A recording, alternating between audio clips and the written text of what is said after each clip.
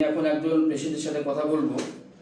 Infertility, ওনার husband এসছেন, খুব critical case ছিল।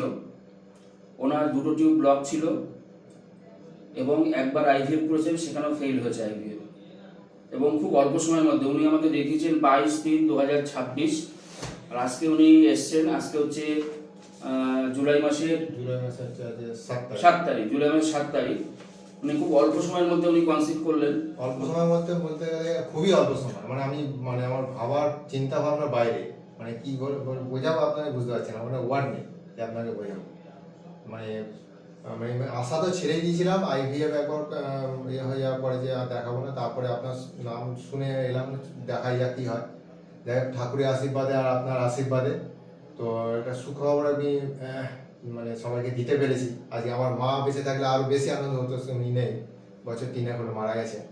তো যা কিছু হয়েছে এই ডাক্তারবাবুর এতে আশীর্বাদে হয়েছে, ওনার নামের সঙ্গে সার্থক আছে ভগবানের স্বয়ং। আমি খুবই খুশি এনার কাছে এসে। তো সবাইকে বলবো, যারা আইভিএফ করেছেন, মিসক্যারেজ হয়েছে, কোনো চিন্তার কোনো নেই। ডাক্তারবাবুর কাছে এলে আমি আশা করি নিশ্চয় আমারও হয়েছে, আপনাদেরও হবে। সবার মুখে আশা করি হাসি ফুটবে। কত সালে আইভিএফ করেছিলেন? আমি করেছি 2017 সালে করেছি। 2017 সালে। তারপর টুকিটাকি আমি দেখাতাম, তারপর থেকে আর হয়নি বলে আমি ছেড়ে দিয়েছিলাম, আশা ছেড়ে দিয়েছিলাম। দুটো টিউব ব্লক, একদম পুরোপুরি ব্লক ছিল। ডাক্তারবাবু বলেছিলেন যে হবেই না, আইভিএফ ছাড়া কোনো উপায় নেই, হবে না। অপারেশন করে খুলতে পারবে বলেছে, আমি কিছু বলেনি। না, বলেছে হবে না, অপারেশন করা যাবে না, হবে না। তো প্রচুর টাকা খরচা হয়ে গেছে।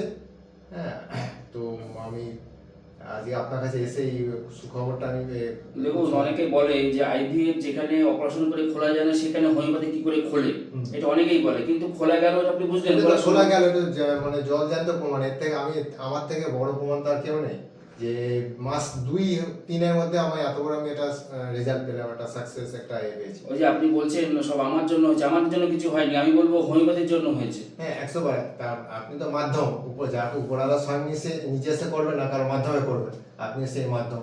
ওনার এজ, ওয়াইফের এজ হচ্ছে 34+, অর্থাৎ 35 ধরাই যেতে পারে, 35 এজ। এই বয়সে 35-এ আইভিএফ ফেল, দুটো টিউব ব্লক, ফ্যালোপিয়ানদের দুটোই ব্লক ছিল, যেটা ডাক্তারবাবুরা অপারেশন করে খোলা যাবে না বলে দিয়েছিল। তারপরে উনি আইভিএফ করেছেন, আইভিএফ ওনার ফেল হয়েছে, আইভিএফ উনি সাকসেস লাভ করতে পারেননি ওনারা। সেই ক্ষেত্রে আমরা হোমিওপ্যাথি ট্রিটমেন্ট করে, প্রপার মেডিসিন সিলেকশন করে, ডায়াগনোসিস করে একটা জায়গায় ওনাকে একটা আশার আলো দেখাতে পারলাম।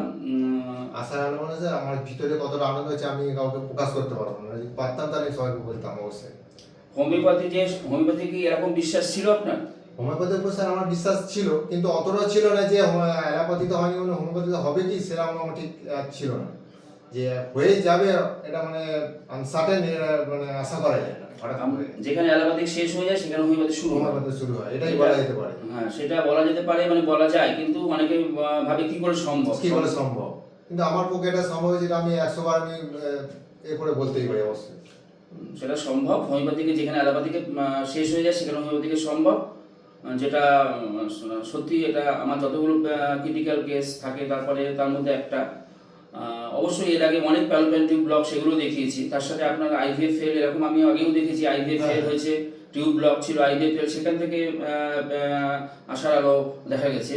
সেক্ষেত্রে আপনার এসেছিলাম আশা নিরাশা হয়ে এসেছিলাম, ঠিক আছে চলো লাস্ট যে দেখা হবে। কিন্তু হঠাৎ করে যে ঠাকুরের আশীর্বাদে আপনার শুরু হয়ে গেছে, এটা অসম্ভব ব্যাপার। আমি একটা স্যার সবার কাছে পারমিশন নিয়ে, আমি আপনার কাছে পারমিশন নিয়ে আপনি একটা প্রণাম করতে চাই। না, আমি আপনাকে করছি না, এটা আমি করছি হোমিওপ্যাথিতে এবং স্বয়ং ভগবান। এটা একটুখানি আমি খুব খুশি। যখন পেশেন্টের আশা আলো দেখে, তখন আমারও খুব আনন্দ হয়। অবশ্যই স্যার। আপনি চিন্তা করুন যে আপনি অ্যালোপ্যাথিক সিস্টেমে কত টাকা খরচা করেছেন। সেখানে প্রচুর টাকা স্যার, প্রচুর টাকা খরচা করেছি। সেখানে আপনাকে 2 থেকে 3 মাসের মধ্যে আপনার খুব সামান্য পয়সা আপনার খরচা। ওটা কি কোনো সিকি পয়সাও না স্যার, অ্যালোপ্যাথির সঙ্গে কোনো হয় না। ঠিক আছে, আর কোনো অসুবিধা নেই। ঠিক আছে, নমস্কার।